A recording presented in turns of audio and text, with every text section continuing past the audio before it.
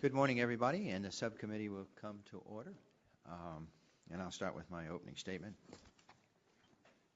I've called to order this subcommittee's first hearing on cybersecurity and critical infrastructure protection. Over the last 15 years, our federal government has wrestled with the question of how best to protect our nation's critical infrastructures from cyber attacks. Since September 11th, our infrastructure systems have become even more automated and more reliant on information systems and computer networks to operate. This has allowed our system to become more efficient, but it has also opened the door to cyber threats and cyber attacks. Recent reports and news articles have highlighted how threats and risks to cybersecurity have created vulnerabilities in our nation's critical infrastructures in information systems. For example, just last week, the Department of Homeland Security sent out a bulletin about potential insider threats to utilities. That bulletin stated that outsiders have attempted to obtain information about the utilities' infrastructure to use in coordinating and conducting a cyber attack. In March 2011, the computer system of RSA were breached. RSA manufactures tokens for secure access to computer networks. Sensitive information about these tokens was stolen and later used to hack into the network of Lockheed Martin, a Department of Defense contractor. Last summer, Stuxnet attack was identified. Stuxnet targets vulnerabilities in industrial control systems such as nuclear and energy to gain access to the systems and then manipulate the control process. This kind of attack has a potential to bring down or severely interrupt the functions of an electricity or even a nuclear power plant. The issues surrounding critical infrastructure protection and security are complex. Our systems are interconnected and depend on one another to operate. A vulnerability in one critical infrastructure naturally exposes other critical infrastructures to the same threats and risks, either because they are linked together through information systems or because one infrastructure depends on another to operate. In addition, much of the country's critical infrastructures are privately owned, as much as 80 or 90%.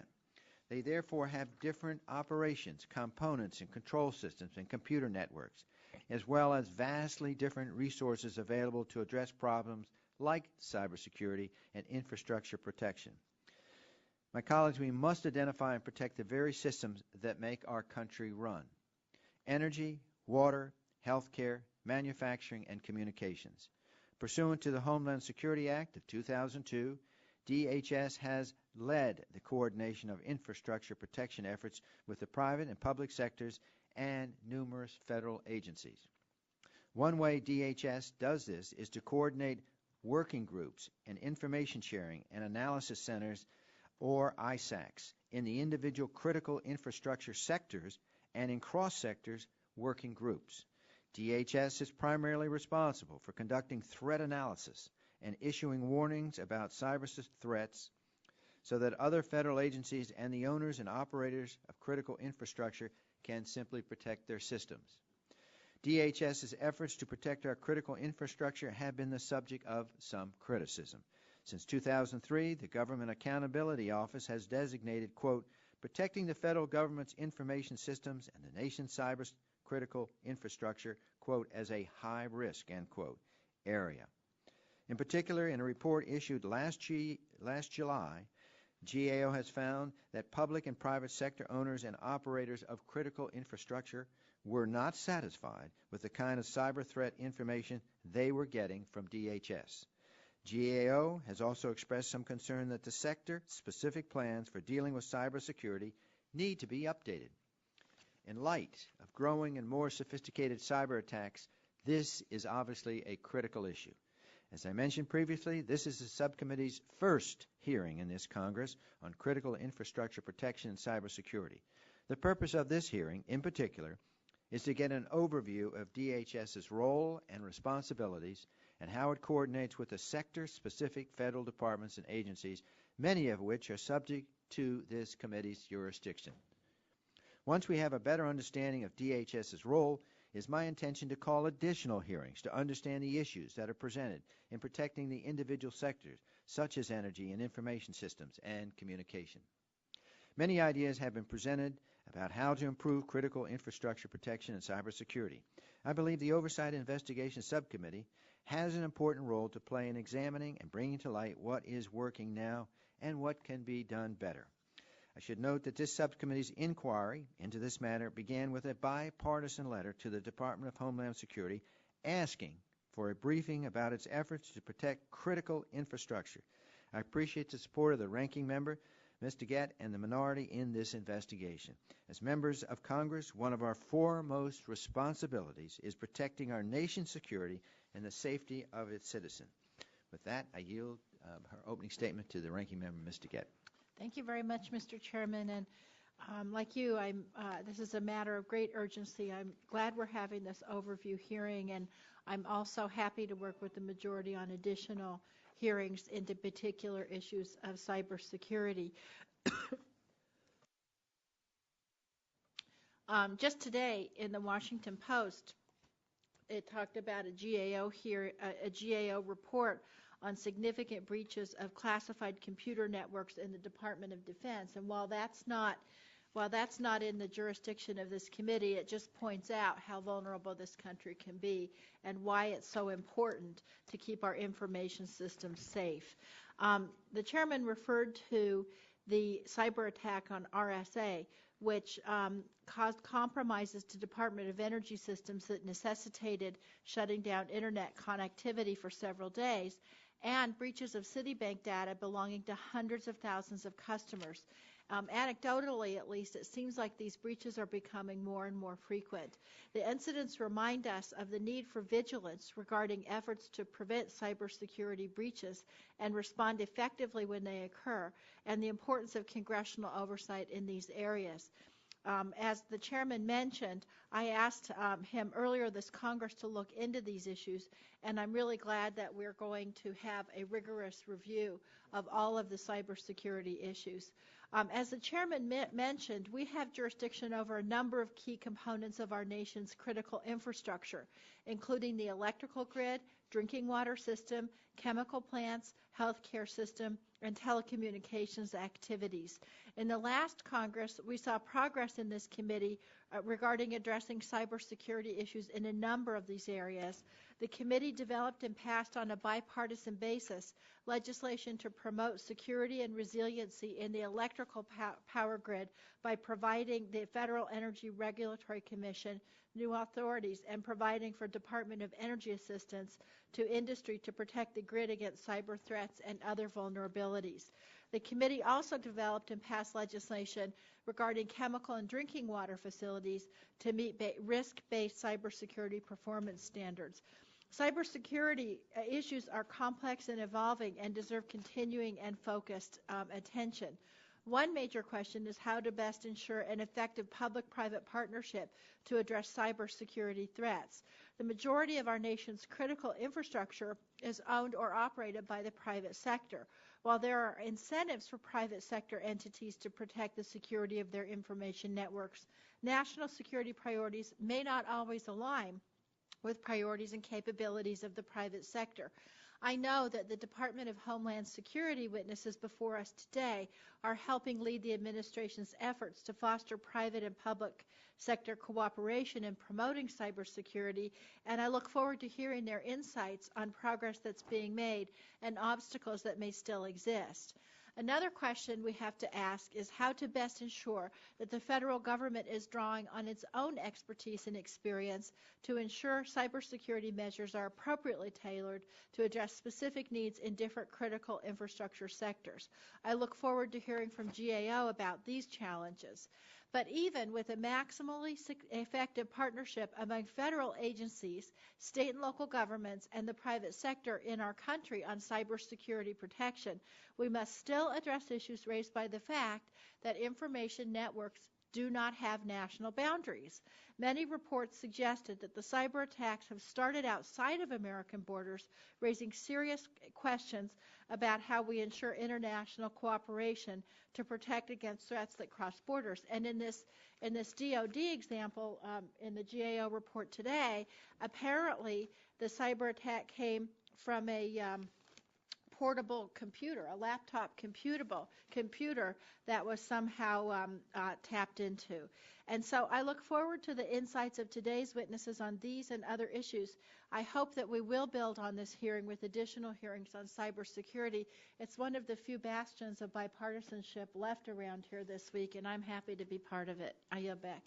Thank you, gentlelady. I recognize the gentleman from Texas, Dr. Burgess, for 2 minutes. I thank the chairman. To say that this committee has been working diligently for years is kind of an oxymoron, but it does seem through several terms on this subcommittee, we have indeed delved into this issue. I'm anxious that we bring this to a legislative conclusion and institute those things that will provide the protection that I think we all feel that we need. There are critical, urgent things that need to be done to protect our transmission grid, our power plants, from attacks from those who wish to do us harm. The threats are real. It is time to move the legislation forward. We do have to be careful that we don't unduly shift the balance of responsibility that has been properly maintained between the government and the private sector for decades. It is important that we be careful. It's important that we be prudent in providing the federal government any additional authority. If indeed any is necessary, it must be done in a way that cannot be abused and will not result in significantly higher cost to consumers and businesses at a time when the economy is so fragile, and it must not result in the loss of any personal freedoms that people now have. The testimony we hear today will help this committee in perfecting legislation that was considered last year. I certainly look forward to working on members of both sides of the dais to ensure that the legislation is mindful of both the real threats that we face and the burdens that granting new powers to the federal government can create. Ensuring this balance can and should be done. Thank you, Mr. Chairman, for the recognition, and I'll yield back my time. Gentleman yields back, and the gentlelady from Tennessee, Ms. Blackburn's recognized for 2 minutes. Thank you, Mr. Chairman, and I want to welcome our witnesses. We appreciate that you would take the time and come over here to the Hill. We all do know and do agree that cybersecurity is an important issue, and we know that there are those who are, as we speak, waging war, if you will, on our vital infrastructure. Last month, the Wall Street Journal reported that the IMF was investigating a recent cyber attack. Not surprisingly, this attack came just 1 month after a group called Anonymous indicated its hackers would target the IMF website in response to the strict austerity measures in its financial package for Greece. Closer to home, in my state of Tennessee, resides our nation's largest public power utility, the Tennessee Valley Authority. TVA's power networks stretch across 80,000 square miles in the southeastern U.S. and provide electricity to more than 8.7 million Americans. Under Homeland Security Presidential Directive Number 7, TVA is considered a national critical infrastructure and must take great steps to protect and to safeguard its essential cyber assets. A power grid disruption or other threat on TVA operations or any other public utility in our country would cause a cascading effect impacting our economy, safety, and daily lives. In fact, this concern was reaffirmed last month as former CIA Director and current Secretary of Defense Panetta appeared before the Senate Armed Services Committee and declared that the next Pearl Harbor our nation confronts could very well be a cyber attack that cripples our power systems, the grid, our security systems, our financial systems, and our governmental systems. With all that in mind, I thank the chairman for the hearing. I thank you all for your participation as we discuss what steps DHS is taking to avoid what would be the unimaginable, a Pearl Harbor attack on our nation's vital infrastructure. And I yield back.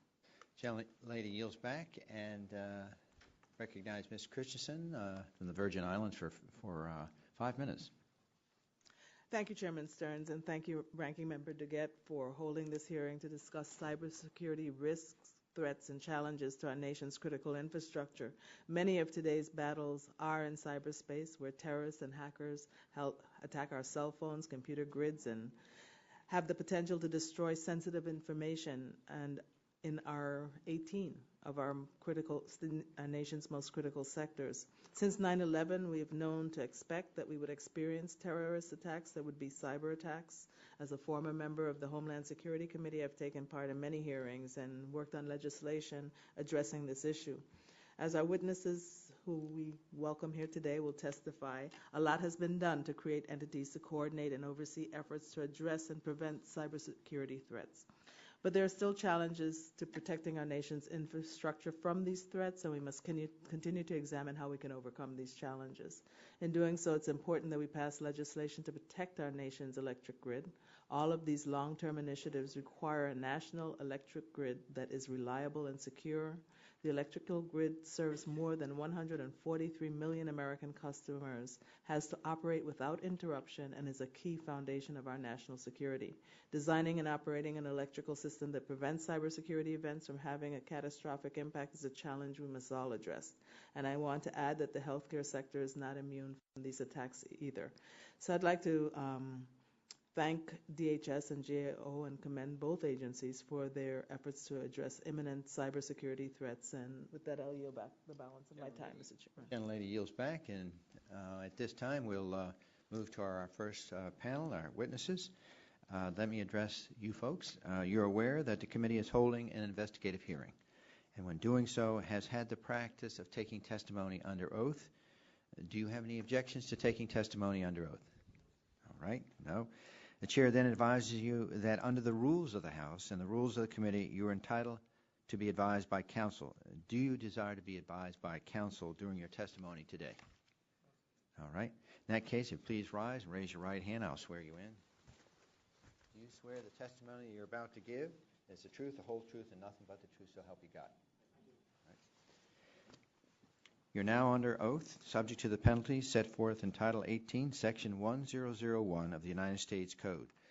We welcome the three of you, and for your 5-minute summary statement. And we have Ms. Bobby Stemfree, Acting Secretary of the DHS Office of Cybersecurity and Communications. Welcome. And Mr. Sean P. McGurk, Director, National Security, Cybersecurity and Communications Integration Center in the Office of Cybersecurity and Communications at DHS. And lastly, Mr. Gregory Wilshosen, Government Accountability Office, Director of Information Security Issues. Thank you. And Ms. Stemfree, we welcome your opening statement. Just turn the mic on if you don't mind. Just move it close to you so we can hear you.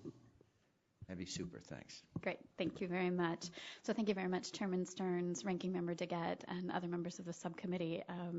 As you heard, my name is Bobby Stemfree, and I'm the Acting Assistant Secretary in the Office of Cybersecurity and Communications at the Department of Homeland Security. And it is definitely my privilege to be here to speak to you today with my colleagues from across government to talk about cybersecurity, which is an area of great passion for all of us.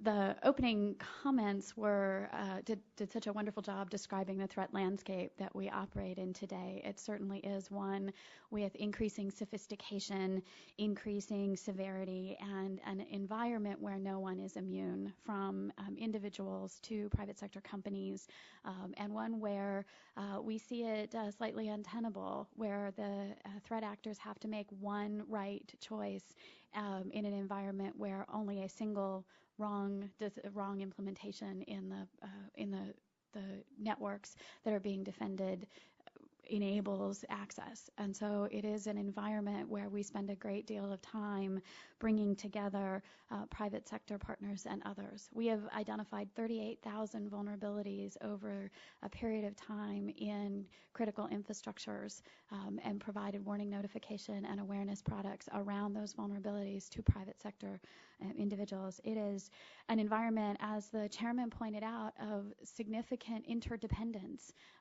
both between critical infrastructure sectors, between corporations, between environments. The several examples that you provided do a wonderful job illuminating that interdependence across the board. And that means that it requires an interdependent and integrative approach in order to provide productive, preventative, and restoral and defensive measures, both across government and within the private sector. It is the job of the National Protection and Programs Directorate. It is our mission responsibility to secure the federal executive civilian branch, that is the federal departments and agencies, to provide technical support to private sector individuals, owners, and operators to help them with risk assessment, with mitigation, with restoral and response activities. It is also our mission to provide general awareness to the broad public. And finally, as Mr. McGurk will discuss, to provide national coordination in response across the board. It is, as I said, not an environment where a single solution works or a single organization provides all of the answers. It is an environment where much progress has been made, and it is a team sport for us all. Cooperation between law enforcement, between intelligence agencies, between the Homeland Security, between, as I said, government and private sector, is a significant part of how we need to move forward of the successes we've had to date. Examples such as you pointed out, the compromise in RSA really helps demonstrate the progress that has been made in government. The response that we had in that defined a set of, worked across a set of responsibilities defined in the National Cybersecurity Incident Response Plan, where law enforcement has responsibility for pursuit and for investigation, where intelligence has warning responsibilities and attribution responsibilities, and where Homeland Security's responsibilities are in protection, prevention, restoral, and response. And that partnership across government is so important for us as we work through each of the events that occurs. We have, in a proactive manner, responded to 100 requests from critical infrastructure partners, largely across water, oil and gas, and power, to help identify vulnerabilities in their environments and help them improve the capabilities that they have for protection and for response. It is through that partnership that we continue to work to enhance our prevention activities, because as we said, we are in that untenable environment today. What we have also put a great deal of effort in is to increase visibility and information sharing across environments. And again, I look forward to the comments of Mr. McGurk and our Operations Center. But it's information sharing not only in operations and in response, but information sharing writ large that's important across the board. And so in conclusion, I look forward to further questions from the committee to discuss what we've done. And it again is my pleasure to be here today. Thank you, Mr. McGurk. You're welcome for your opening statement. Thank you, Chairman Stearns, Ranking Member DeGette, and distinguished members of the subcommittee. My name is Sean McGurk. I'm the Director of the National Cybersecurity and Communications Integration Center, also known as the NCIC. Thank you for inviting me here today, along with my distinguished colleagues, to discuss the overall cyber risk to critical infrastructure. The Department greatly appreciates the committee's support for our essential mission and looks forward to working with the committee to establish the necessary plans and programs moving forward to address risks to the critical infrastructure. The cyber environment is not homogeneous under a single department or agency, nor under the private sector. Each of the 18 critical infrastructure and key resource sectors are completely different. Energy, water, nuclear, transportation, they all have their unique challenges and their unique environments. In fact, within a particular company, 2 plants may not have the same operating environment. We rely on this continuous availability of a vast and interconnected critical infrastructure to sustain our way of life. A successful cyber attack could potentially result in physical damage and even loss of life. We face a significant challenge moving forward: strong and rapidly expanding adversary capabilities and a lack of comprehensive threat and vulnerability awareness. Support of these efforts from our private sector partners is key to securing these critical infrastructures. The government does not have all the answers, so we must work with the private sector to establish those guidelines. There's no one-size-fits-all solution in a cyber environment. There is no cyber Maginot Line. We must leverage our expertise and our access to information along with the industry's specific needs, capabilities, and timelines. Each partner has a role and a unique capability as demonstrated by the diversity of this panel. Two-factor authentication was mentioned earlier, the RSA example. In that particular example, within a 24-hour period, the department, working along with law enforcement and with the intelligence community, responded to a request from the private industry partner to provide a mitigation, identification, and assessment team in support of their mitigation efforts. The department continuously works with our private sector partners in the financial services sector, energy sector, communications, IT, and others to prepare, prevent, respond, recover, and restore. Coordinating the national response to domestic cyber emergencies is the focus of the National Cyber Incident Response Plan and indeed the NCIC. The what and the how of a cyber attack is the focus and the intent of our mitigation activities. The who and the why usually come later. The NCIC works closely with the government and at all levels and private sector to coordinate and integrate a unified cyber response. Sponsoring security clearances for our partners enable them to participate fully in our watch center environment. To date, we have physical representation from the communications sector and its Information Sharing and Analysis Center, and also with companies such as AT&T, Verizon, and Sprint. The information technology sector is represented physically on the watch floor, along with the financial services sector, NERC, and representing the North American Energy Reliability Corporation, representing the energy sector, Information Sharing and Analysis Center, and most recently we've begun to coordinate and share information with the National Electric Sector Cybersecurity Organization, or NESCO. We have the virtual connections as well as physical connections with these organizations, and we share data in near real time. Additionally, we have a physical representative from the multi-state ISAC, enabling us to provide actionable intelligence to state, local, tribal, and territorial governments and their representatives. Each of these partners bring a unique perspective and a unique capability to the watch environment. Currently, within our legal authorities, we continue to engage, collaborate with our partners, and provide analysis, vulnerability, and mitigation assistance to the private sector. We have experience and expertise in dealing with the private sector in planning, steady state, and crisis scenarios. We've deployed numerous incident response teams and assessment teams that enable us to prevent and to respond and recover and restore to cyber impacts. Finally, we work closely with the private sector and our interagency partners in law enforcement and intelligence to provide the full complement of capabilities from the federal standpoint in preparation for and response to significant cyber incidents. Chairman Stearns, Ranking Member DeGette, and distinguished members of the subcommittee, let me conclude by reiterating that I look forward to exploring opportunities to advance the mission in collaboration with the subcommittee and my colleagues in the public and private sector. Thank you again for this opportunity to testify, and would be happy to answer your questions. Thank you. Mr. Wilshinson. Chairman Stearns, Ranking Member DeGette, and members of the subcommittee. Thank you for the opportunity to testify at today's hearing on the cybersecurity risks to the nation's critical infrastructure. But before I begin, if I may, Mr. Chairman, I'd like to recognize Mike Gilmore, Cami Corbett, and Lee McCracken, who's sitting behind me, and also Brad Becker from our Denver office, who were responsible for their significant contributions in reviewing this area and helping me prepare this testimony today. Well, I'm glad you did. Thank you. Critical infrastructures are systems and assets, whether physical or virtual, so vital to our nation that their incapacity or destruction would have a debilitating effect on our national security, economic well-being, and public health and safety. They include, among other things, banking and financial institutions, telecommunications networks, and energy production and transmission facilities, most of which are owned by the private sector. These infrastructures have become increasingly interconnected and dependent on interconnected networks and systems. And while the benefits of this interconnectivity have been enormous, they can also pose significant risks to the networks and systems, and more importantly, to the critical operations and services they support.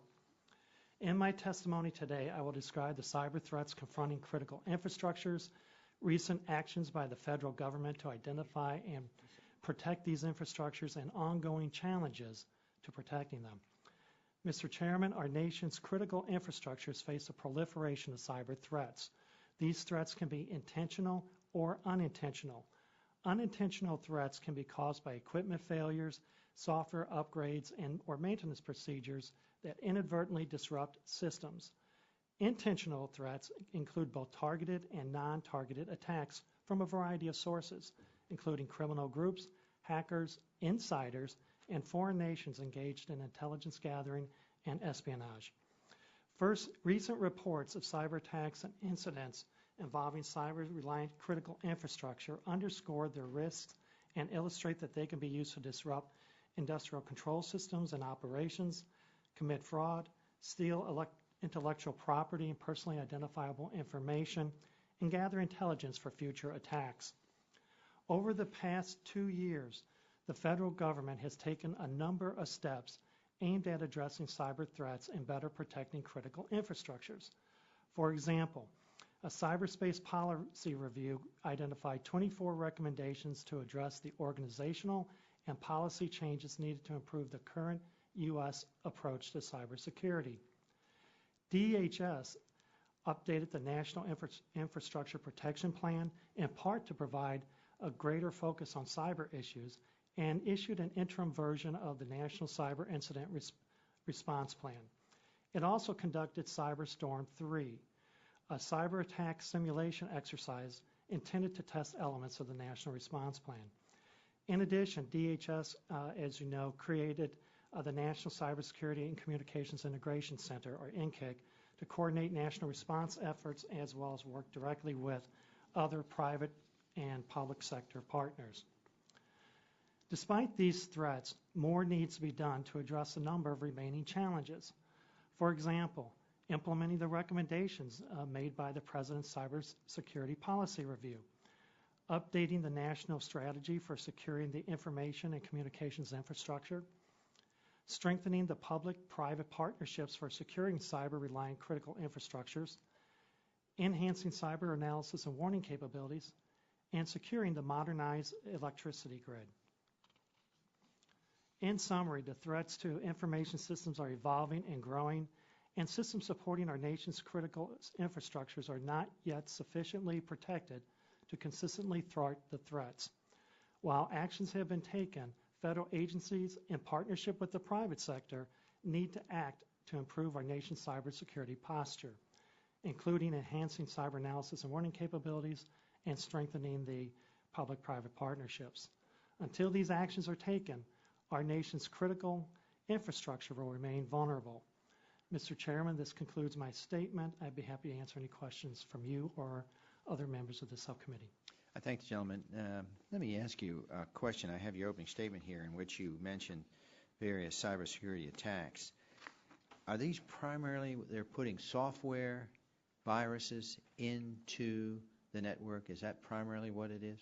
It could be a number of different attacks in terms of one, to include computer intrusions in which it was able to, individuals are able to gain access through the installation of malicious software. For example, if a user inadvertently plugged in a USB port into his computer that was corrupted, it could install some malicious software which might facilitate an attack. It could now, when an attack occurs, generally what does that attack look like? They're coming in to steal information, or are they coming in to put in a replicating software that will destroy it? Or is it just putting in there to observe? What is of those? It could be any. It could be any of the combinations. Any of those three combinations. Right. To one in terms of either to sabotage this particular system or gain information for future attacks, perhaps, or as well depending upon their motivation. Depending upon their motivation. Mr. McGurk, what do you think? Yes, sir. I would also echo my colleague's statements that the vast array of capability that we see demonstrated with the malicious code is such that it encompasses all of those things.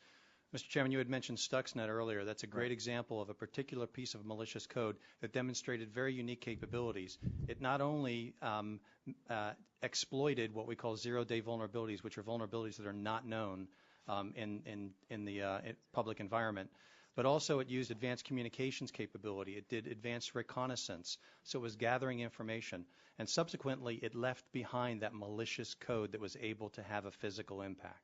Now, are we in the United States, we have jurisdiction over energy, water, information technology, communication, and nuclear plants. Are we vulnerable to Stuxnet, in your opinion? So, sir, because of the ubiquitous nature of information technology in the critical infrastructure, The exploitation may occur in one sector and it could actually migrate into another sector. So yes or no? Do you think we're vulnerable? I would say the vulnerabilities exist and the exploitation of and the capability to exploit those vulnerabilities exist. Okay, so the big question is, the American people want to know, what has the United States government done about that to make sure we don't have that attack? Much of the department's focus over the past several years has been on mitigating the vulnerabilities associated with those critical infrastructure systems. We have Do you do it by having innocuous or something that inoculates us from the software, or do you do it to make sure you don't put the USB port, or how are you doing this to protect? So it's a multifaceted approach, sir. Much of it is through an education program, so we work with the private sector to develop standards required to educate the community on good practices and uses of equipment and technology. We actually conduct... Do you think education alone would do it then? No, sir. We also conduct vulnerability analysis of products in our laboratories in conjunction with the national laboratory community, where we actually take vendors' products and do a complete vulnerability assessment of those products. We also develop practices for asset owners and operators, because in some cases, especially in the power companies, it's not a matter of replacing the technology, so you have to be able to put practices in place that mitigate the risk. And they're also working with the security communities to actually provide an enclaving capability so that we can secure the environments around which they operate. So by taking this multifaceted approach, we can identify not necessarily the threat actors and focus on the threats, which are coming from many areas, but the vulnerabilities themselves and mitigating the risks associated with those vulnerabilities. Yeah, let me ask you a question. But with this Stuxnet, what have we done to protect those specific vulnerabilities in Siemens' product? In other words, has DHS issued a guidance on this? Yes, sir. The department, when we started analyzing Stuxnet back in July of last year, we identified the capabilities of the particular piece of malcode. We understood its capabilities, and subsequently we put mitigation plans in place working with the specific sectors to identify the mitigation strategies associated with that. But since that particular piece of malcode was looking for a very unique combination of hardware and software, it was easy to identify what the mitigation strategies would be. Okay. Ms. Stempfle, just last Friday, the head of USCERT resigned. USCERT is a group charged with collaborating with state and local governments and private industry on cyber attacks. There have been a number of recent attacks on government systems, the Senate, FBI, CIA, and even the Gmail hacking aimed at top government officials. Have all of these recent attacks caused any change of direction or change in operation in USCERT? No, sir. The USCERT set of responsibilities stays the same, and as we commented in the opening statements and your opening statements as well, this is a very sophisticated environment and it is constantly evolving. And as a part of that evolution, we understand that we have to have a bench and a mechanism for growth of individuals as we go forward. And so Randy's departure was a decision that he made, and we have a continued direction and focus in prevention, preparedness, and restore responsibilities across the board. What were the vulnerabilities that allowed these systems to be infiltrated, and do these same kind of vulnerabilities exist in the private sector and on control systems? I'm sorry, sir, could you repeat the question?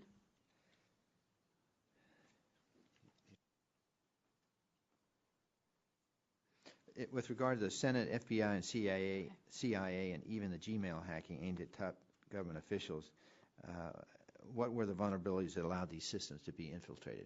There were a number of vulnerabilities that were associated with these kinds of events that occurred, and to respond to are other members of the private sector potentially vulnerable, I believe that is a true statement. As we commented earlier, there are a great deal of vulnerabilities that exist in the environment, and you'll see that through the production of warning products and awareness notifications. We provide mitigations and indicators for private sector owners and operators to put in place in their infrastructure. It is a shared responsibility between us and the private sector in order to implement the restorative and preventative measures. Thank you. My time has expired. Gentlelady from Colorado. Thank you very much, Mr. Chairman. I want to go a little bit more in depth into some of the issues that we face trying to work on interoperability between our governmental agencies and privately owned endeavors. In particular, with our communications infrastructure, which is, of course, an essential part of our critical infrastructure, One of the things I'm concerned about, 90% of our communications networks are privately owned by commercial carriers. So traditionally, the FCC has worked with commercial carriers to ensure the reliability of the communications networks, and under current FCC rules, carriers have to report regarding outages on legacy telecommunications system. Now, the FCC in turn uses this data to help industry standards groups to improve on the best practices. So I'm wondering, Ms. Demphley and Mr. McGurk, if you can talk to me for a minute, given FCC's historical involvement with the communications infrastructure and the relationship with commercial carriers, don't you think that they can take an important role in helping drive greater awareness of cyber threats?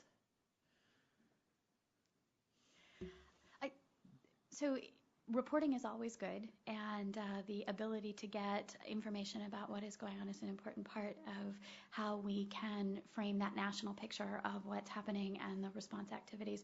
And so we have a history of working both with private industry directly and with other members of government in order to increase the awareness and the response actions that are necessary. I think the same would be true here. In addition, ma'am, what I would like to add is that in response to the reporting that's conducted, part of the capability that exists within the NCIC is our National Center for Coordination for Communications, and they receive those direct reports. So from a situational awareness standpoint, the Watch Center receives real-time reporting from not only the telecommunication industry itself, but also from other federal departments and agencies, so that we get a better understanding from a holistic view on the impacts to the communications. Because as we recognize that many of the critical infrastructures are relying on communications for controlling issues, for communications issues, and for flowing of data. In addition, we have the physical carriers themselves located within the Watch environment so that they can provide up-to-date and actionable intelligence so that we can take the necessary steps and make proper recommendations. Now, the Office of Homeland Security coordinates those efforts on cyber threats, and so I guess my question to you following up is, if there's a breach in a communications network, then how do DHS and FCC respond? How do they interact together to respond? Part of the National Cyber Incident Response Plan includes the development and coordination of a Cyber Unified Coordination Group, or Cyber UCG. This is a steady state body of emergency response and incident handlers at the working level, at the operational level, and then also at the senior decision-making level. For our Cyber UCG seniors, it encompasses individuals from the departments and agencies that are at the assistant secretariat level or higher. So these are the actual decision makers in the federal government. And then we have a staff which encompasses not only private sector, but representatives from the federal departments and agencies that coordinate on a daily basis and share real-time information, whether it comes from the communication sector, the energy sector, or one of the other 18 critical infrastructures. So that enables us to have that constant flow of data and provide that actionable intelligence so that private sector companies can take the necessary steps to mitigate risk. Okay.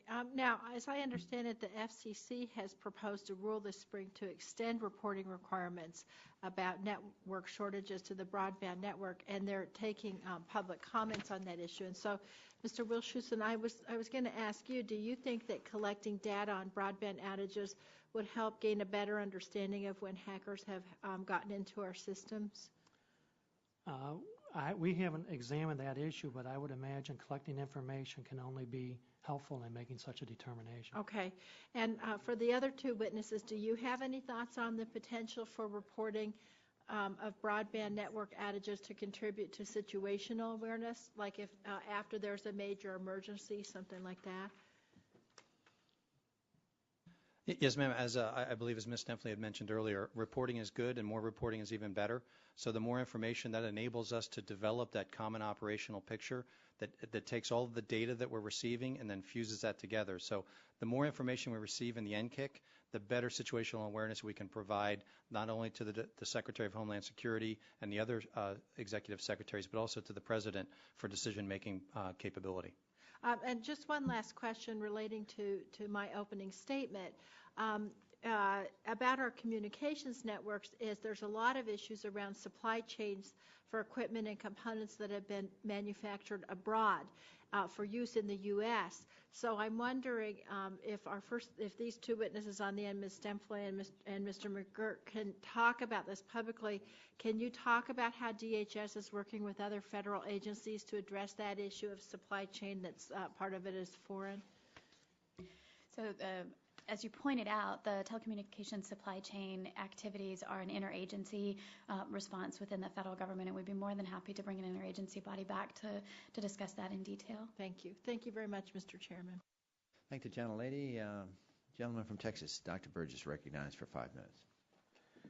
Thank you, Mr. Chairman. Now, if I understand things correctly, there is an authority that exists within the executive branch to take some control of transmission grid operations in the event of a national emergency. Is that correct? Yeah, either of our DHS witnesses. Yes, sir. The Secretary for the Department of Energy has that authority. And is it necessary to place any limits on that authority? Sir, I have the luxury of being a simple sailor and an operator, and I don't normally identify or make recommendations on policy or operational requirements. I can say that within the guidelines that we currently have and the authorities that we currently have, we're able to execute our mission both efficiently and effectively. So I'll leave that to other members of the department to comment as far as additional requirements. Ms. Stempfle, do you have any thoughts on that? Respectfully, sir, I believe it would be most appropriate for DHS not to comment on the legal authorities of another department. Well, let me ask you this. Should such an authority be necessary? Should such an occurrence happen that the authority was necessary? How long would you expect that presidential emergency authority to be exercised over a continuous time period? Regrettably, sir, I'm not in a position to answer that question. Well, let me ask you this. It seems like, and I think it was referenced by either the chairman or the ranking member in their opening statements, that we're hearing more and more about this. Does just reflect the situational awareness that these types of threats and these types of attacks can occur, or is in fact this a real phenomenon where the rapidity with which these attacks are coming is increasing? So I believe it's all of those things, sir. There is certainly more awareness within the community of the importance of cybersecurity and of the overall activity that is increasing both the detection actions that are occurring and the reporting actions that exist. Based on that awareness, then what we're seeing is that increase across the board. We're also, as we all indicated in our opening statement, seeing an increase in sophistication of the attacks as they occurred as well. So I believe it is a phenomenon of all things, sir. Ms. McGurk, do you have any thoughts on that? No, sir, not in addition, sir. The only thing I would add was that because of the adoption of information technology capabilities into the critical infrastructure, we're also exposing a greater landscape of vulnerabilities to areas that were in the past specifically closed off and proprietary in nature. So by adopting that technology, we also advance the vulnerability landscape associated with those critical infrastructure operations. Well, one of the hazards in this is you're always fighting the last attack. What sort of forward-looking policies or procedures is being implemented by DHS? Are you looking into what is the value for whoever the perpetrator is? What is the value that they're deriving from these, and are there ways that we could perhaps preempt some of these attacks before they happen rather than just simply reacting to them? So part of what the National Cyber Incident Response Plan focuses on is moving from the left end of the continuum where we are primarily focusing on response and recovery, which, to your point, sir, is accurate. We're always fighting that last event or that last battle. What we're looking forward to working with the private sector is moving to the right and putting the preparedness, the protective, and the preventative measures in place. And we're taking, again, a multifaceted approach through education, through advanced technology, working with the asset owners and operators and also with the vendor community to establish criteria for new systems and new operational parameters. The department produces a procurement guideline for asset owners and operators, which talks about security requirements for new systems and new operating procedures. And we also work closely with the integration community so that we're identifying how to install and how to manage these systems as they're being updated in the critical infrastructure. So we are looking at it as a continuum, shifting more from the left, the responsive part, over to the right, where we're being preventative and predictive. Now, vast majority of this critical infrastructure is in private hands, is that correct? That is correct, sir. So is there any type of analysis as to the cost that may be incurred by the private sector to keep up with what you just articulated? Yes, sir. In fact, the department identifies and describes risk as an equation of threats, vulnerabilities, and consequences. When we work with the private sector, we understand that the denominator there is also cost. So the procurement standards that I had mentioned earlier takes that into account. Not everything can be a gold standard, and we're not saying that you have to have absolute security across the board. It's a risk-based approach, so we take that same levelized approach and build the business case to identify what we need to implement in what areas. So if we're going to spend $1 to mitigate risk, should we focus on the threats or should we focus on mitigating the rest of the vulnerabilities? And then what are the subsequent consequences associated with that? That's really one of the approaches that we're taking in addressing this issue.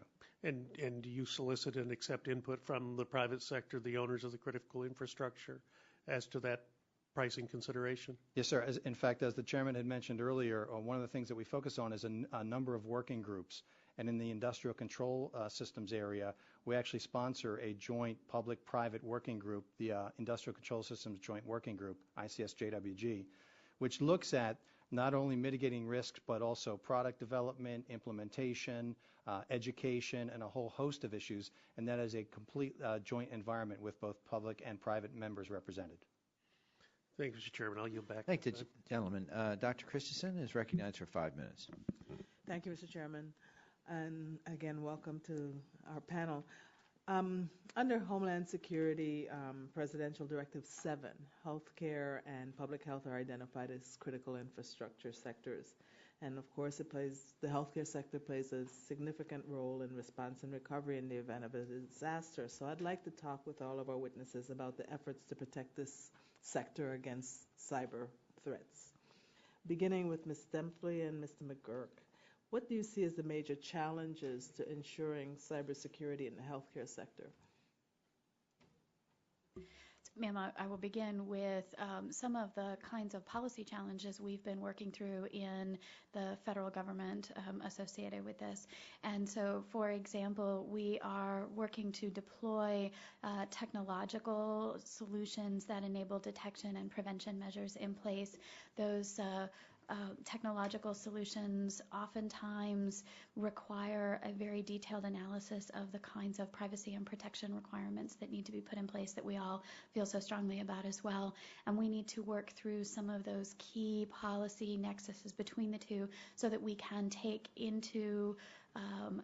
we can provide that kind of support and prevention support while still being very true to the protection measures that we feel so strongly about in terms of privacy in other areas. Those kinds of infrastructure systems are very important to us, and we agree with that. Once we get past the policy questions, then it's a matter of how we employ both solutions, best practices across the board, and handle the equally important integrative systems that exist in healthcare and have that nexus between IT and embedded systems as well. Any other? Yes, ma'am. I would also mention that one of the department's focus is also on not just the protecting the information in accordance with a number of regulations and requirements, but also the equipment itself. When we look at the vulnerabilities associated with the other sectors, the healthcare industry also has an equal number of vulnerabilities associated with embedded medical devices or with advanced technology that could potentially be exploited because of the inherent communications capability of those devices. So again, the department is taking not just a data in motion, data at rest approach, but a holistic approach to the healthcare industry, working with the private sector, working with the manufacturers of these pieces of equipment, and also with the necessarily federal departments and agencies so that we understand the risks associated with the healthcare industry and provide actionable steps that will better improve not only the quality of service, but the quality of life.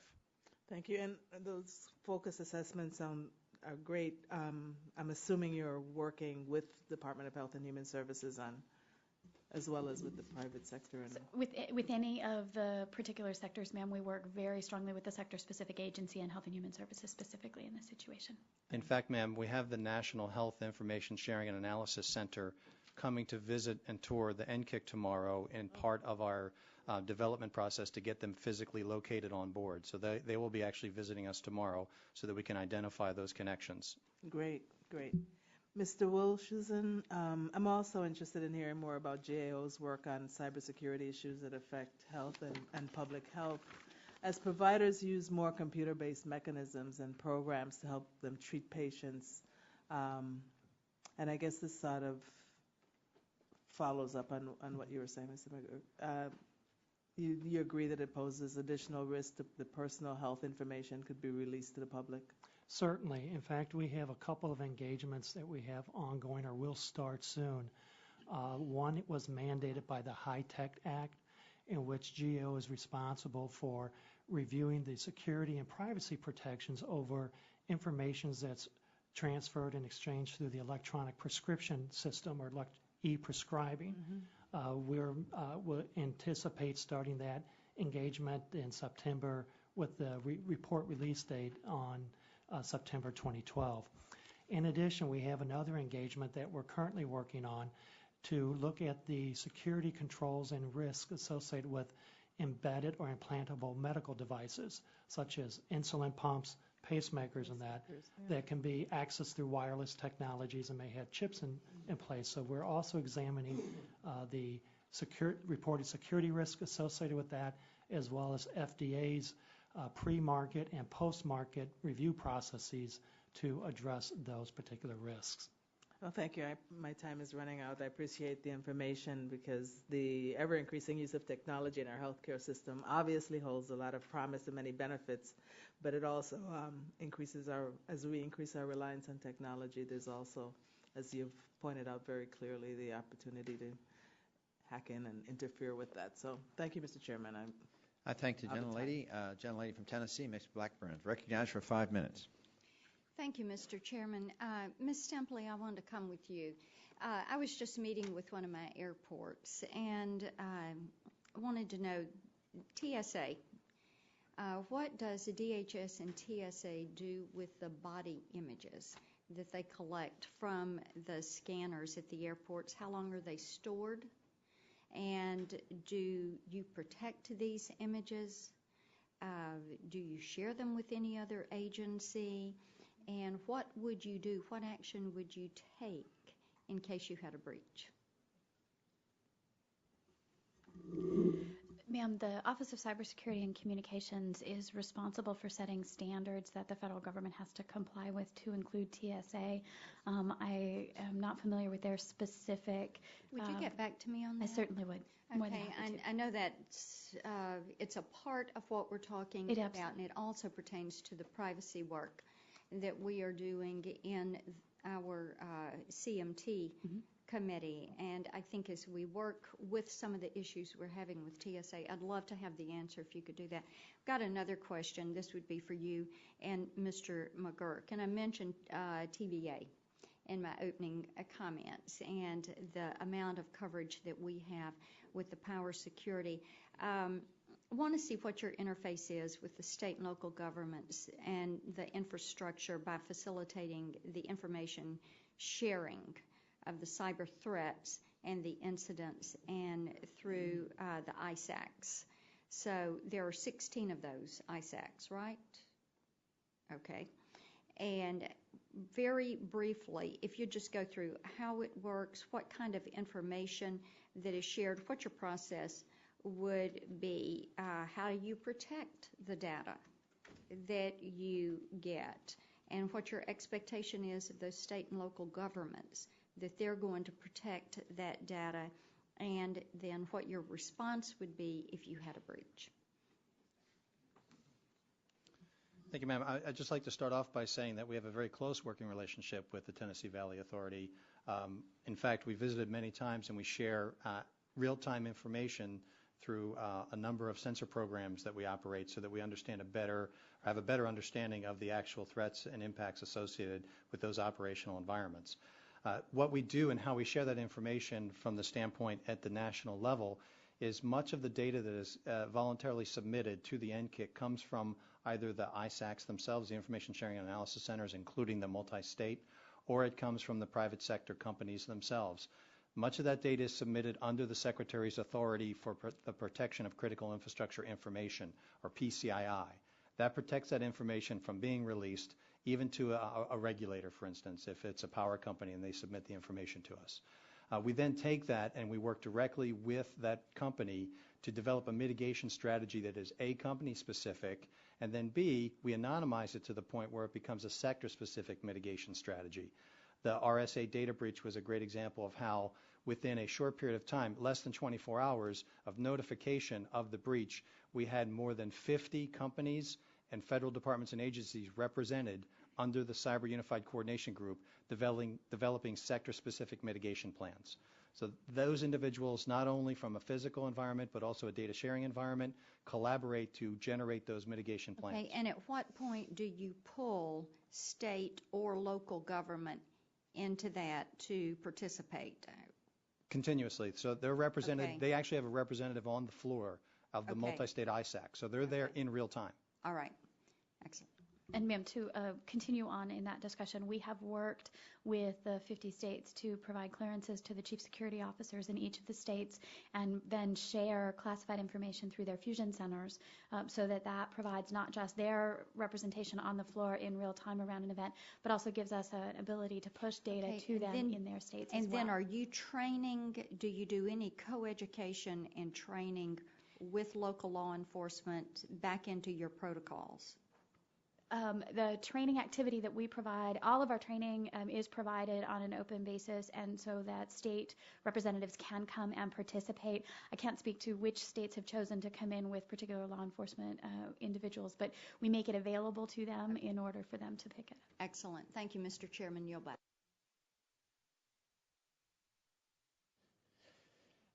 Gentleman's finished. Gentlelady from Florida, Ms. Castor, is recognized for 5 minutes. Thank you, Mr. Chairman. Thank you to the witnesses for your insight today. It's apparent that an effective partnership between the federal government and the private sector is necessary to ensure the security of all of our networks, whether those networks manage critical infrastructure or simply handle the day-to-day data of the federal government and communications.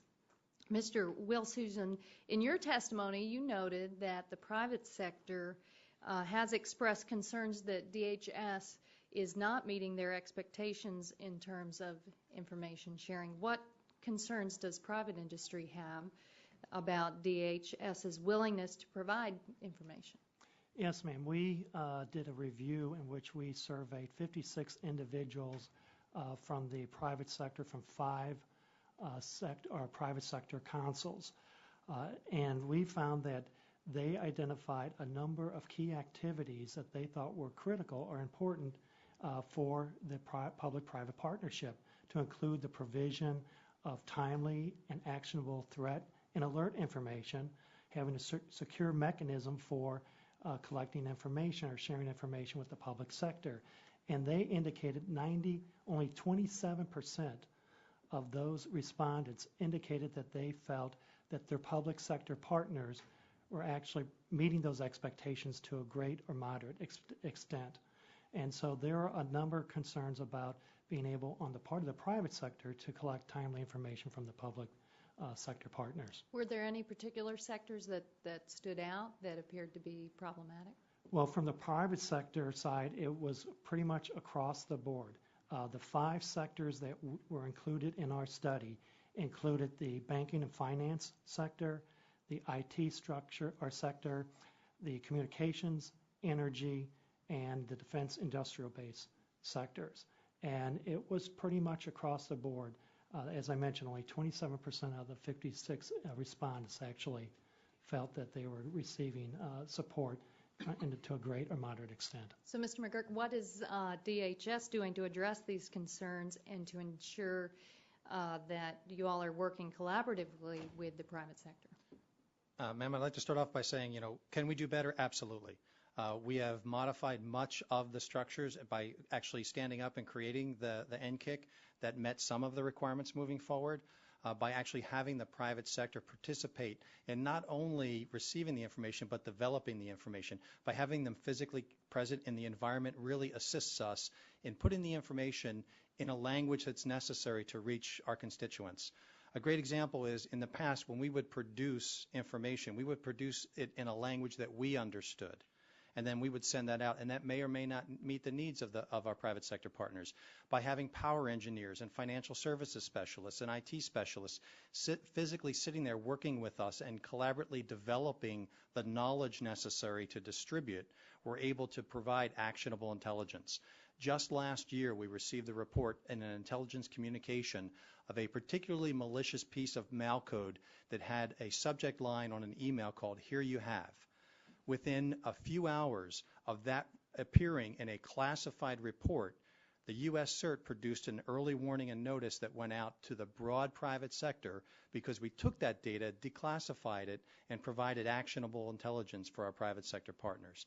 But by having them there and participating really enables us to provide better products for our partners and also speeds up the time necessary to generate that product. Well, how about the flip side? I'm also curious about how well the private sector is communicating with DHS when they suffer a cyber attack or a breach. Mr. McGurk, what are private companies required to report cyber attacks or coordinate their responses to those attacks with DHS? So there's no requirement to report the information directly to the department, but I think what's happened over the development of the partnership over the past several years is the stigma associated with cyber breaches has started to be removed, and companies are volunteering the information because they understand that it not only benefits their ability to maintain goods and services, but it will also assist the broader community because they recognize that when they share with the department, we're not going to publish company-specific information.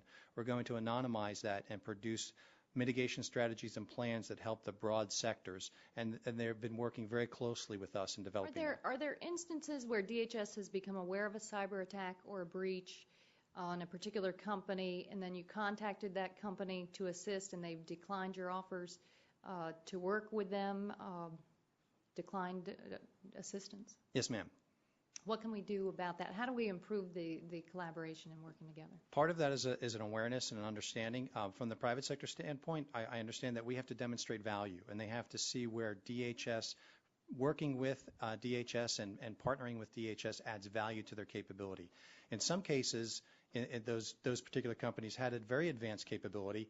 We gave them the early warning notice that they needed to take the necessary steps to protect their networks. So subsequently, additional response from DHS wasn't required. And in the extreme case, we received the declination for support, but recognition of the awareness or the alert. Thank you very much. Thank you, ma'am. Gentleman from Virginia is recognized for 5 minutes. Mr. Griffith.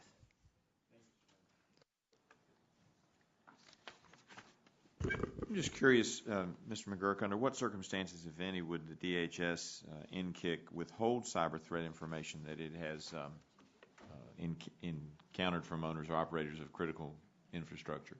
Sir, we do not withhold threat information, but subsequently we don't develop threat information. Under the authorities of the department, we focus primarily on mitigation of risk, and that's where we focus our activities. Threat information is really developed by the intelligence community, and we rely on that partnership with the intelligence community to identify threat actors. All right. Do you have any indication that they may be sometimes withholding information? No, sir. In many cases, what is germane to mitigation is not necessarily associated with the actor. It's the activity. So it's the exploitation of the vulnerability which is necessary to share to protect the networks, not who's actually doing it. Mr. Wills-Houston, GAO reported in October of 2010 that only 2 of 24 recommendations by the President's Cybersecurity Policy Review had been implemented, and the rest had only been partially implemented. What can you tell us about whether any additional progress has been made? Well, one of the reasons we found that the partial implementation occurred was because many of the agencies were not taking effect because they were not given specific roles and responsibilities to implement some of those recommendations, and that kind of delayed actions to implementing that. We will be following up as part of our annual review, follow-up on our recommendations to see what extent those recommendations are now being met. But since we just issued that in October, we have not gone back to follow up on our prior recommendations and to do a reassessment. Should we expect an updated report this coming October? We'll be updating the status of our recommendations, and if you request us to do one, we will certainly do it. Yeah, I would be curious, since only 2 of the 24 were implemented as of last year, and I'm just wondering, should we be concerned that so few of the recommendations had been fully implemented at that time?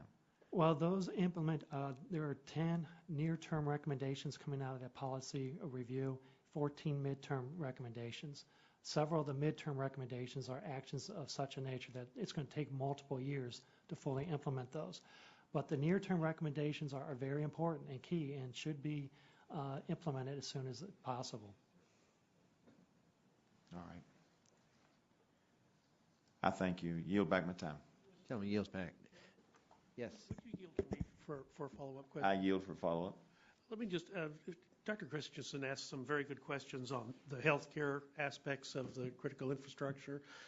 And going along with what the gentleman was just asking as far as those forward-looking threats, it seems like we've created some problems for ourselves in the HITECH Act and some of the things we've done with the information technology infrastructure as applied to health. Stark laws, for example, which prohibit the hospitals from putting a wire in a doctor's office if the doctor is not directly affiliated with the hospital. So pushing a lot of these vertically integrated systems to go on the internet in order to have the ability for the ease of transfer of the data, which then renders them vulnerable to attacks on the internet. Have you looked at that, whether perhaps there is something that could be done on the policy side to lessen the impact of the vulnerability if we were to make some changes on the regulatory side, a closed loop, if you would, between a hospital and a group of doctors, even though they are not all part of the same business model, might be one way to do that. Have you explored that at all? So your example is a wonderful example of furthering the dependence between the infrastructures as they go forward. No, it's an example of how we make things harder than they need to be in the first place, and then we got to do a whole bunch more stuff to make it workable in the real world. But continue. Thank you, sir. The specific reviews, technical reviews of proposals is not something that we certainly do. What we work towards are best practices for the kinds of separation and containment that might be necessary in order to understand the environment.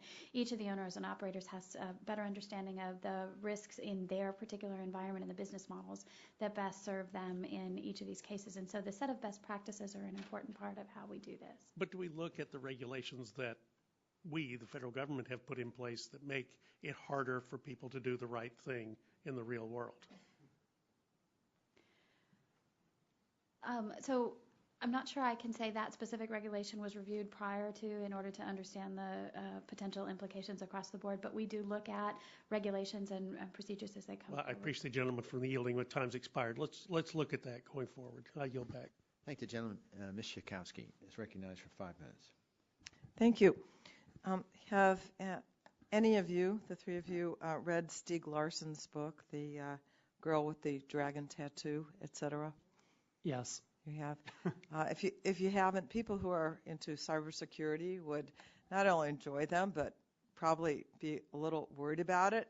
The pretty flawed heroine, Elizabeth Salander, can seem to, there's no firewall too high or wide or low that she can't get through, and I think it's really she is the heroine, the sort of the good guy, but the notion of individual actors out there who have this tremendous capacity to infiltrate, I think, is a real concern. I sit also on the Intelligence Committee, and we think about that a lot. So here's what I wanted to ask. Do we employ sort of old school kinds of techniques like redundancy to make sure? I remember sitting in a hotel room and watching a rolling blackout in Ohio a number of years ago, which turned out to be a failure of the grid and not some sort of attack. This was post 9/11, but felt like it might have been. So do we build in things like we do in aircraft or whatever, that just redundancy so we're not as vulnerable? Can someone answer that? Yes, ma'am. I do agree that one of the salient points of the book was that they were focusing on perimeter defense as a method of ensuring their security. And as you quite adequately pointed out, that there was no wall too high or too thick that she couldn't get through in the process. And subsequently, that's why the department doesn't look at only a perimeter defense strategy as part of enabling a sound cybersecurity profile. We look at a defense in depth strategy so that there's layers upon layers of security implemented. In addition, we want to focus on the practices and the procedures to address the various risks associated with operating those networks, whether it's from insider activity, whether it's from nation-state sponsored, whether it's criminal activity. We treat the act separate from the actor so that we can understand what they're trying to exploit as far as the vulnerabilities. So that's the approach that the department takes, and we do work very closely with the intelligence community, law enforcement community, and the private sector to develop those necessary strategies so that we can have a better and more secure defense posture. Let me ask another question. There's a lot of talk and even advertising about how we can centralize data management and storage and concentration, and then you can access that without individual servers and all kinds of things to make business more efficient, et cetera. I'm wondering if this creates a new layer then of vulnerability, if everything is sort of outsourced to one place. What I call re-architecting moments that are going on in the environment, things like the movement to cloud computing and mobility, are a challenge and an opportunity at the same time. So there certainly are vulnerabilities that exist in that environment that must be addressed as we architect to move things there. But it isn't generally a lump sum, just pick up and move. There are design considerations that must be taken into account as you move. And so they are these opportunities for individuals to look at how they both handle their data procedurally and how they protect it through this defense in depth approach across the board. And if I may add, we did a review over the cloud's computing security and identified a number of both positive as well as negative security implications of going to the cloud computing.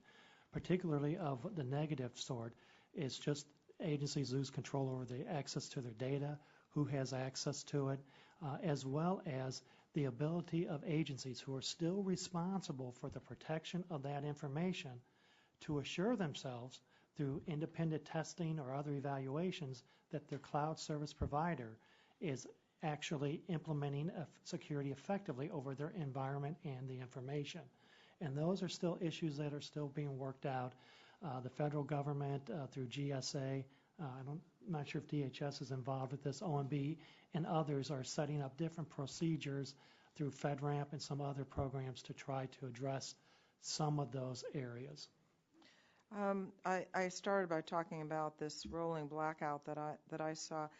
I wondered if we can talk about how secure our power grid really is. I don't know if you addressed that earlier. There was the Aurora project. Is that Mr. McGurk? That showed the effect of hacking into a power plant's control station via computers and digital devices. So I'm just wondering how that came out and if there are vulnerabilities that we're correcting.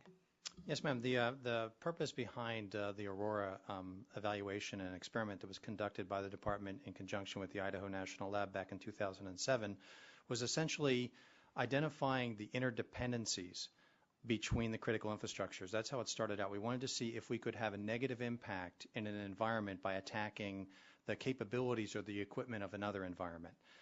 For instance, if I destroyed the generation capability, could I then have an adverse impact on a data storage center or an airport or some other physical infrastructure? So subsequently, we took a look at the interconnected nature of these devices, and we conducted a series of experiments that identified the capability by modifying settings and accessing control networks to actually take a digital protective circuit and turn it into a digital destructive circuit. A simple explanation of what we did with Aurora, it's like you're driving down the road at 60 miles an hour and you throw your transmission in reverse. It's going to have a negative impact on that car to operate. So and that's really what we were trying to demonstrate. And then subsequently, once we identify the vulnerabilities, how do we put those protective measures in place, whether it's through equipment design and modification, or in many cases, it's just through procedural changes. So we look at low cost or no cost approach. And that from that point forward, the department has conducted numerous equipment vulnerability assessments to not only identify inherent vulnerabilities in the devices, but to work with industry to develop those mitigation strategies, and in some cases, working with the manufacturers to physically modify the equipment so that it's more secure. Thank you. My time is well expired. Thank you. The gentleman from Louisiana, Mr. Scalise, recognized for 5 minutes. Thank you, Mr. Chairman. If I could ask all the panelists first, just want to get your opinion on if our critical networks are more vulnerable today than they were 5 years ago. So my opinion is they're not necessarily more vulnerable than they were 5 years ago. A great deal has happened over the last 5 years in terms of coordination, collaboration across the board. What I believe is that we are much more aware now than we were 5 years ago, both of the role that they play in the environment. We are certainly more dependent on cybersecurity solutions and interdependent today, more aware of that, and there is a higher sophistication in the threat that exists today than did some time ago. Mr. McGurk? Thank you, sir. I would also agree that I believe that it's been an evolutionary period. Perhaps in the past we were focusing more on information assurance as a method of achieving cybersecurity, but since then we've recognized that since the physical and the virtual are all interconnected, we're taking a more direct approach towards cybersecurity. So there may be more reporting, but there's more awareness as well. And I would also say that the threats to cyber critical infrastructures are increasing. They're evolving and growing and becoming more sophisticated. So those two raise the overall risk to those infrastructures. Our reviews have shown that when we have evaluated the security over specific systems, that they are vulnerable and that numerous vulnerabilities exist because appropriate information security controls, which are well known, have not been implemented on a consistent basis throughout. So while there's greater awareness, there's also greater threat, I believe, and also the vulnerabilities still remain. All right, thanks. Mr. Wilshausen, in your testimony, the GAO, and you list in here some GAO recommendations to enhance the protection of cyber-reliant critical infrastructure. Regarding these recommendations that you laid out, do you see that other agencies are looking at these or open to these, and specifically with the members of DHS that are here, and I'd like to get their take too, but what has been the reaction you've seen from the GAO report of these specific recommendations? Well, for most of our reports in this area, we have received largely concurrences with their recommendations, particularly from DHS.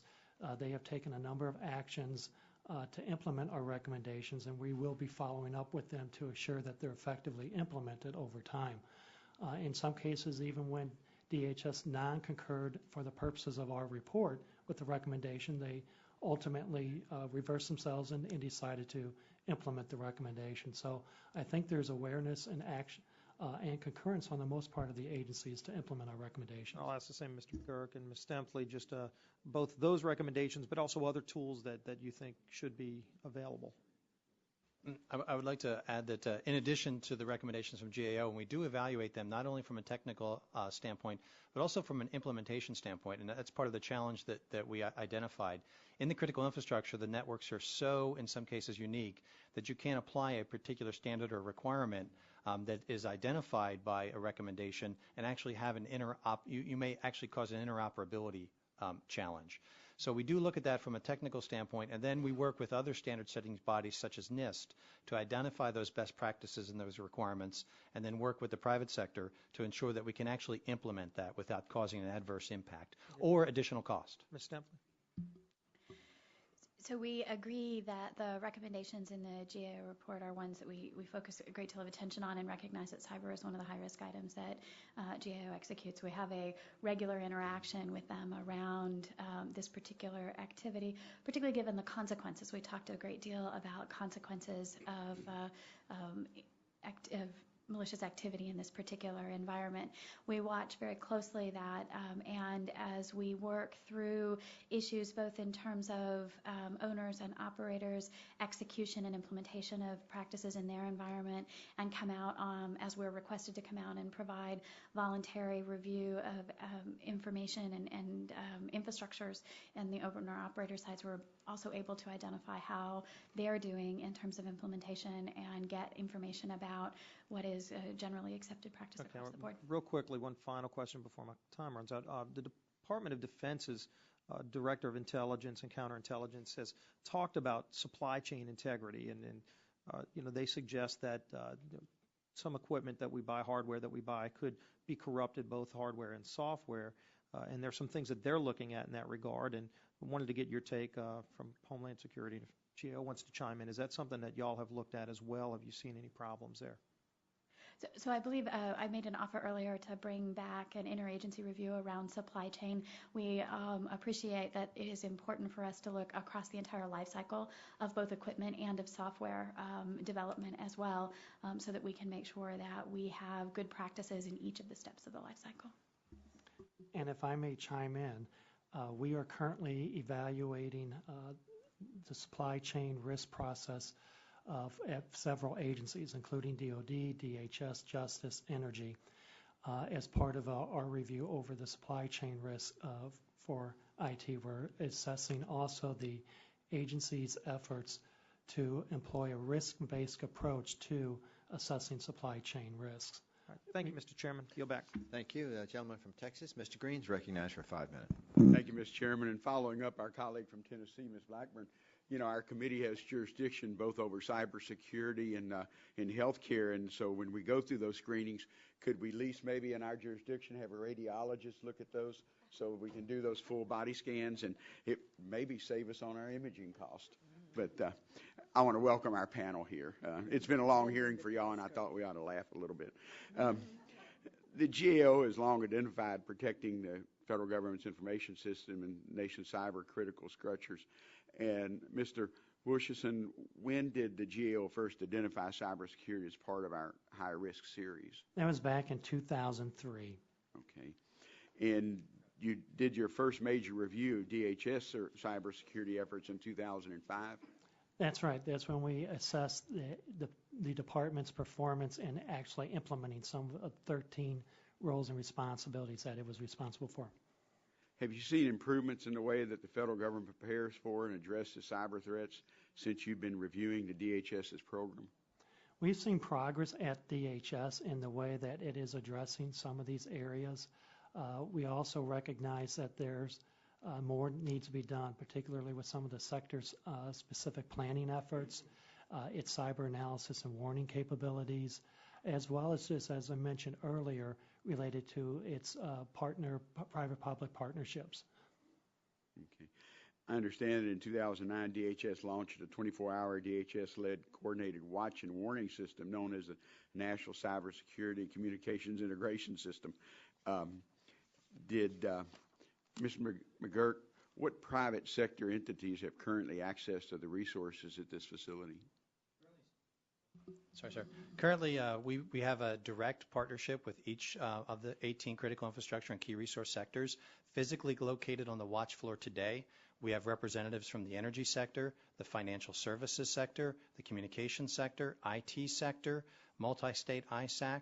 We're also finalizing agreements with chemical and others so that they can be physically present on the watch floor. In addition, we recognize the unique capabilities of some of our other partners in the manufacturing and antivirus environment, and we're working with them to develop cooperative research and development agreements so that they could be physically present so that we can share data in real time. Last week, there were reports emerged about a Department of Homeland Security report, insider threat to utilities.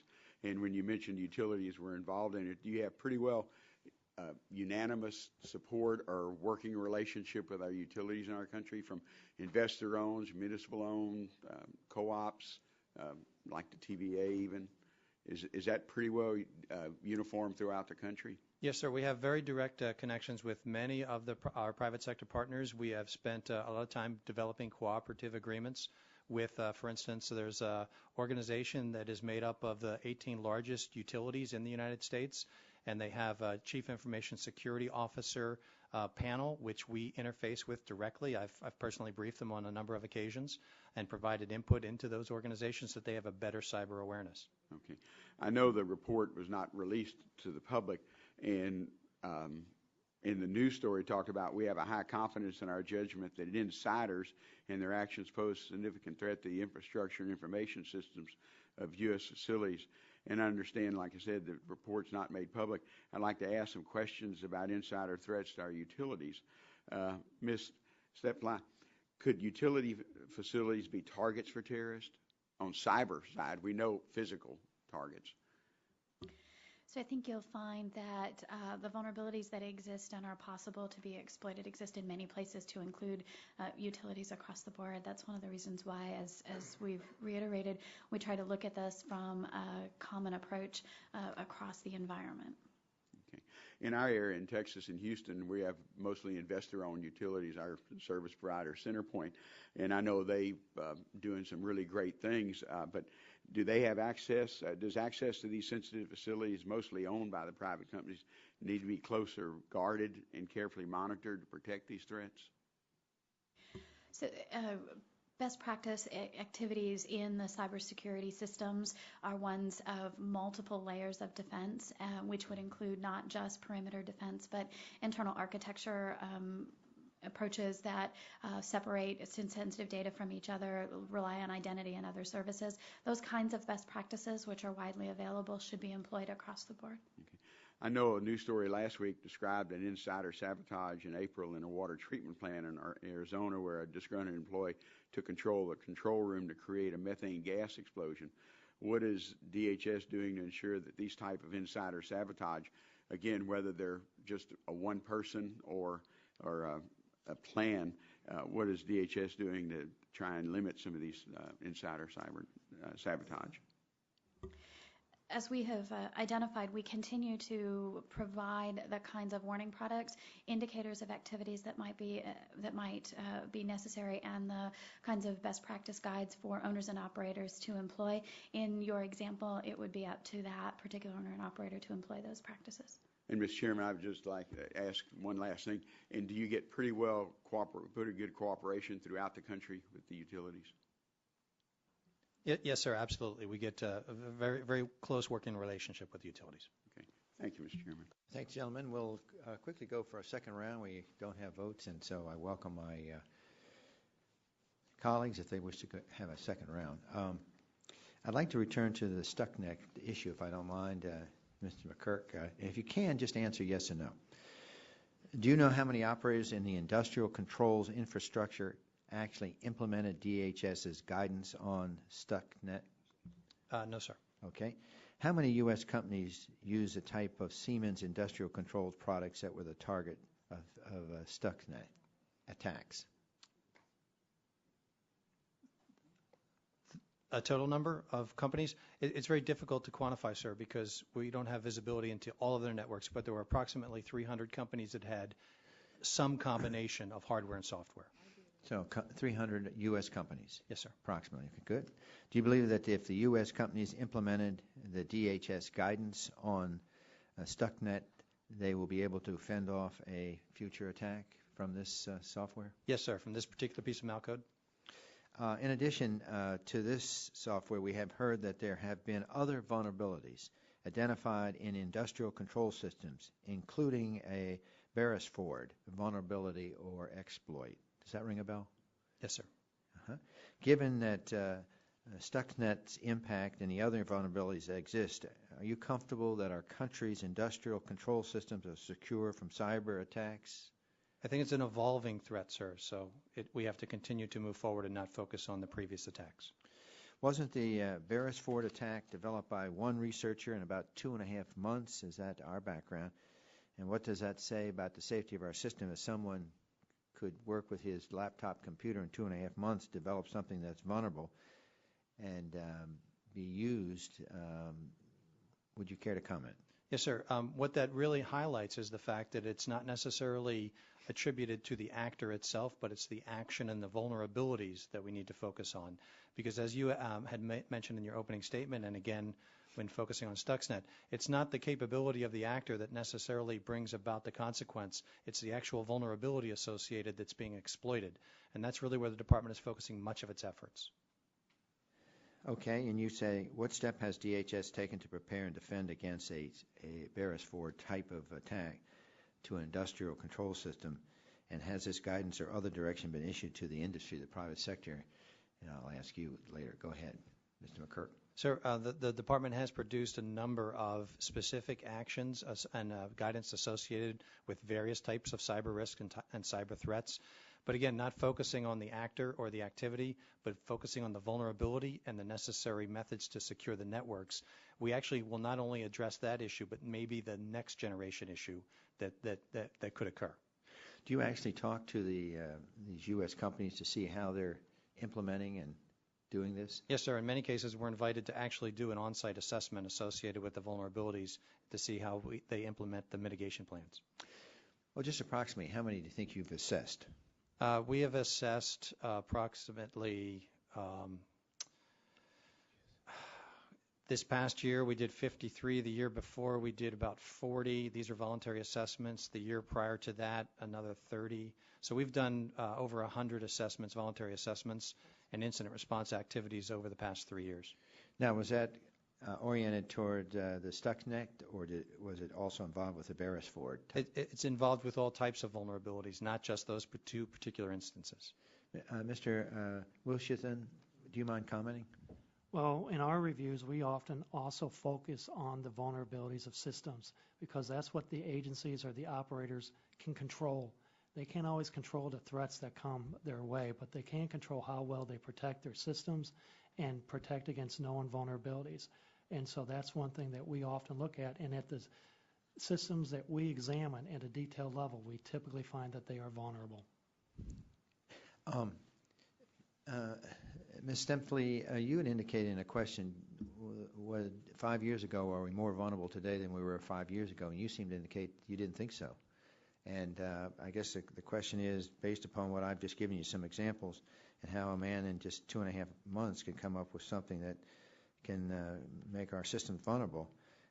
I guess a question for each panel. Can you explain how the cyber threats you're seeing now are different from 2 or 3 or 5 years ago? And I'll start with you, Mr. Stempfli. So the cyber threats now are certainly more sophisticated than they were several years ago. The threats are focused more on individuals and very specific activities. An example I have used is spear phishing is very targeted to an individual. I received an email not too long ago that appeared to be from my husband as a situation, and it was about a topic about college payment activities, and that was identified and sent to me, and had I clicked on it, it may have been something that was malicious. That's an example of increased sophistication and increased focus that exists. The number of vulnerabilities that have existed and the kind of model that you presented where a researcher identified a vulnerability and something that is already in existence, that vulnerability had been there from the beginning. It was just recently identified. And so the specific vulnerabilities have not increased in that scenario. We're just more aware of it now and more able to respond. Our protective measures and protective guidance are about building these infrastructures in a way that reduces the exposure of those vulnerabilities and makes it less likely for threat actors to be able to be successful. And Mr. McGurk? Yes, sir. I would also agree that it's a matter of awareness and understanding the interconnected natures of the. So you of don't the see that infrastructure. cybersecurity is increasing in the last 5 years? Do I see cybersecurity risk? Threats increasing. Yes, sir. As a result of exploiting those vulnerabilities, because of the sophistication and also the targeted nature. In the past, we were talking about just basic data exfiltration from a very broad audience. Now we're seeing, in the RSA example that was mentioned earlier, very specific targeted attacks against these aggregation centers.